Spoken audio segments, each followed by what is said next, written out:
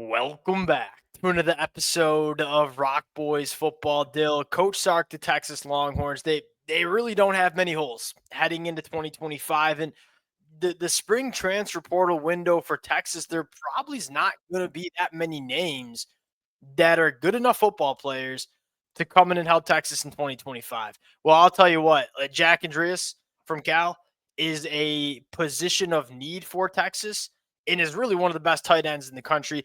Texas could not have asked for a better player to become available in the transfer portal. And Coach Sark in Texas wasting absolutely no time getting in on this recruitment. Want to talk about Jack Endries? Like, talk about what he brings to this Texas program going into 2025, and then Dill kind of open up the floor and just talk about where Texas might look to add during this spring transfer portal window. Before we get into it, as always, the Texas fans look it. They ain't many spots where Texas can go and look to add. Would love to hear from you guys in terms of the type of player and potential position that you would like to see Texas do some work in the spring transfer portal. I always say it, Dill, talking football in April is kind of the best because the fans that are listening, they live and breathe it. And you get a lot of good feedback in the comment section. Appreciate you guys. If y'all do enjoy the content, consider subscribing to the channel. Dill, a personal favorite of yours, and I think we both believe one of, if not the best tight end in the country going into the 2025 year. What can he bring to this Texas offense? I mean, I think he brings that savvy tight end play that they've frankly gotten for the last two cycles, or two tight end cycles, if you will, Jatavian Sanders, and then right into Gunnar Helm, where I wouldn't Yeah. say either of those guys were like a Colson Loveland type guy who was going to be a really, really high draft pick. They weren't maybe freak athletes, but really, really savvy players, really good hands, catch the ball in traffic. And that's kind of what they're getting with Jack Endries. I think maybe a little bit more of a smoother route runner, a guy who I think can split out and do a lot of different things. Again, not the biggest tight end in the world, maybe not the greatest straight line speed, but really, really good route runner from the tight end position. That's probably what And stands. Dill, you noticed you kind of said something that I love the most is the versatility. Like, he can come in line and get it done blocking. I wouldn't say he's an elite run blocker, but he can certainly do that. But he's most dangerous splitting out wide. And I think what intrigues me most is look at how Coach Sark has used his tight ends in the past. Versatile pass catchers. That's what Jack Endries is. And Dill, another thing that stands out to me is how important the tight end position is in this Coach Sark offense. I mean, you go back to the 2024 year with Gunnar Helm. I mean, he was second on the team in targets. Think about all the talent that Texas had in the pass catch room in 2024. Gunnar Helm was a featured part in the biggest moments for Texas in the 2024 year.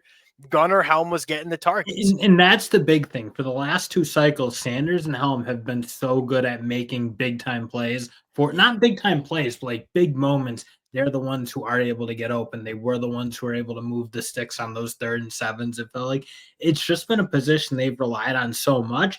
And again, you have some talented guys coming up through this room, but I think with this year and what's at stake and probably how good Texas can be, you don't really want to take any chances with a position that has been as pivotal, geez, as the tight end room has been for Texas. And especially when you're talking about, I mean, he ain't that young anymore going into year 3, but an inexperienced quarterback that we know has all the talent in the world. This is, kind of like a Coach Sark identifying, all right, we got a special talent at quarterback. We might only get 1 year with him, but we're going to do everything we can to put the pieces around Arch Manning going into 2025.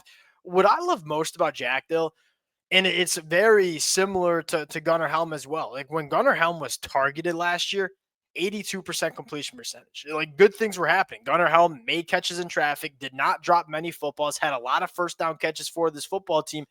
Jack Endries at Cal, 92% completion percentage when this kid was targeted. And you mentioned the route tree in the route running. Like, there's not a lot of tight ends that have the diversity in terms of routes that Jack can run.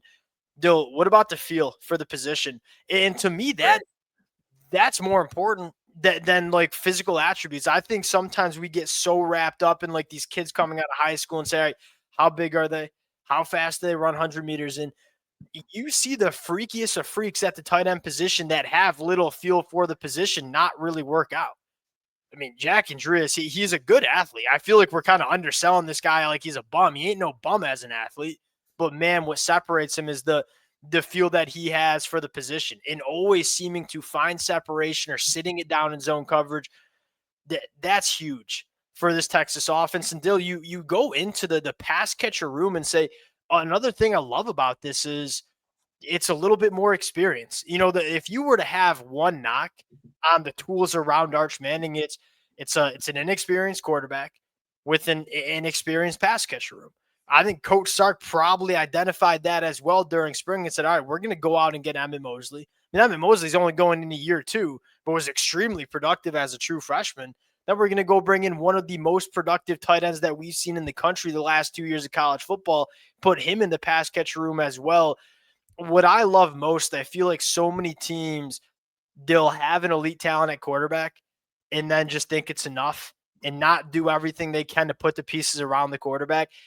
Coach Sark knows he has a talented quarterback and is doing everything he can to put the pieces around Arch Manning going into 2025. And this one would be a massive piece for Texas in Yeah, 2025. and again, it does feel like it's trending that way. The second he hit, I think a lot of us were Yeah. like, okay, there's one absolute shark in the waters for a tight Yeah. end position, and that is the Texas Longhorns. So when you saw that name hit, I think a lot of us looked. Then when they got him, I think they scheduled that visit. It's like, okay, this Yeah, right when it happened, I'm sure the Texas fans, like, because we had the conversation of, hey, where might Texas go in the portal? Like, tight end was one of the few potential holes you saw. You couldn't have asked for a better tight if end. I looked at my text messages to you and there's a lot of various seeing guys hit the portal and immediately shooting off where you think they're going to Yeah, go, I'm pretty sure when Jack Endries hit, I was like, well, he's going to Texas. he's I don't going to. care. It made too much sense immediately, and I think Coach Sark and Texas capitalized on it, and rightfully so. Another thing I love about it is I think Michael Terry at some point will kick in the tight end. Just my personal take.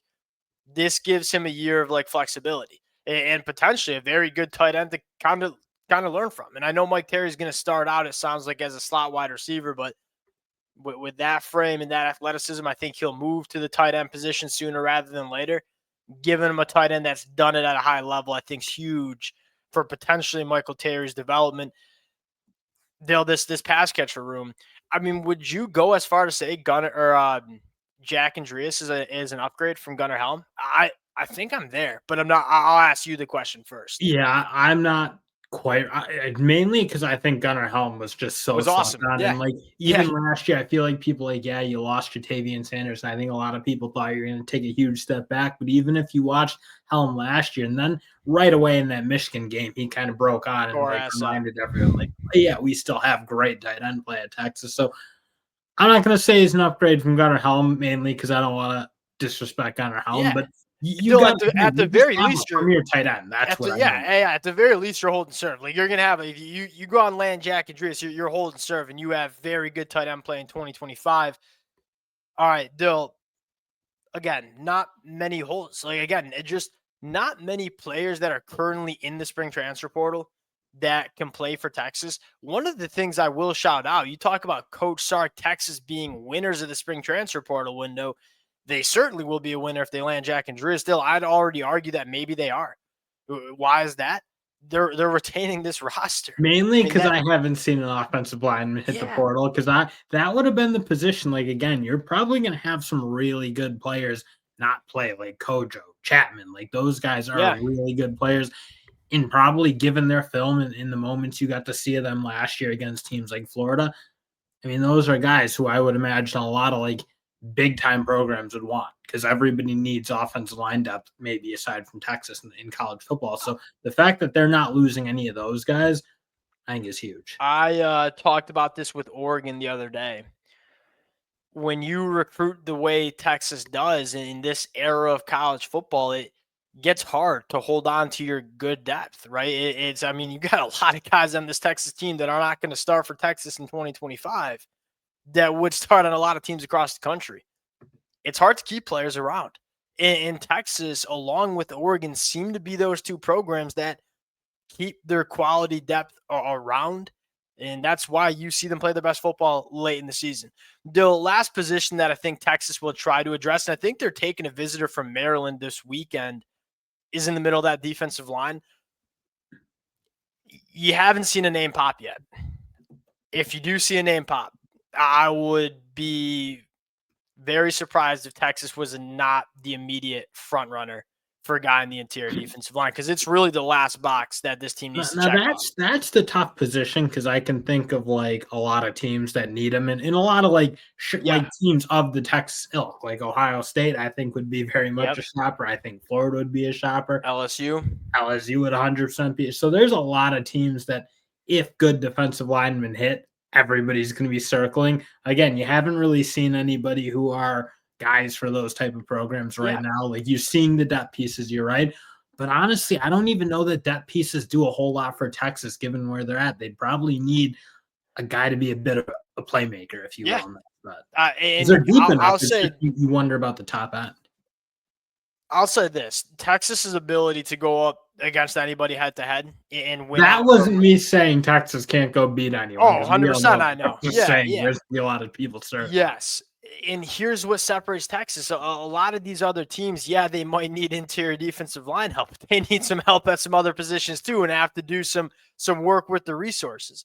Like if you're Texas, if you land Jack Endries, you got one sole goal, and that is, hey, can we find one difference maker in the middle of that defensive line? And because you don't have all these other positions to try to address in the spring portal, you're kind of put in a really premier position to address that position. Yeah, no, I mean, the minute the college football season ended, we kind of identified Texas as that, at least my pick to win a national championship. And I'll say this: with or without Jack Endries, they're probably still my pick to win a national championship. But with Jack Endries, I feel a hell of a lot more comfortable taking Texas to win it all in 2025. We'll close it out there. Appreciate you guys rocking with it. Again, to the Texas fans, been fun talking this team. Going to be really fun talking this team in 2025. Appreciate you guys. If y'all do enjoy the content, consider subscribing to the channel. We'll talk to y'all later.